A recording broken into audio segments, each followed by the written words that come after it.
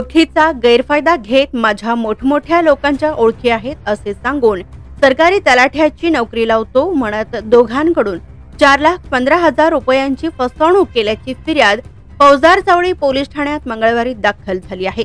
या प्रकरणी सुरतच्या सध्या राहणार सोलापूर येथील अनिल छोटेलाल व्यास राहणार अंबिका हाइट्स वडोदरा सुरत गुजरात याच्या विरुद्ध फसवणुकीचा गुन्हा नोंदवण्यात आलाय।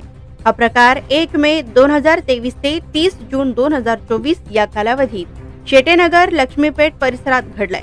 या प्रकरणी मयुरी सागर भोसले राहणार जुनी पोलीस लाईन मोरारजीपेठ सोलापूर यांनी दिलेल्या फिर्यादीत म्हटले की यातील फिर्यादीच्या ओळखीच्या नमूद आरोपीने फिर्यादी व इर्शाद युसुफ शेख यांना आरोपीने तुम्ही सोलापुरातच राहून नोकरी का करीत नाही, तुझे शिक्षण चांगले आहे, तुझ्या सर्व अडचणी दूर होतील, माझ्या मोठमोठ्या ओळखी आहेत, तुला सरकारी नोकरी मिळवून देतो व भरपूर लोकांना नोकरी मिळवून दिली असे म्हणून तलाठी पदाची नोकरी लावण्याचे आमिष दाखविले।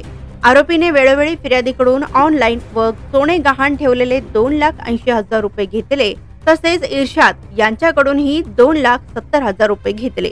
विचारणा केली असता नमूद आरोपीने दमदाटी केल्याचेही फिर्यादीत म्हटले आहे। Subscribe now and press the bell icon.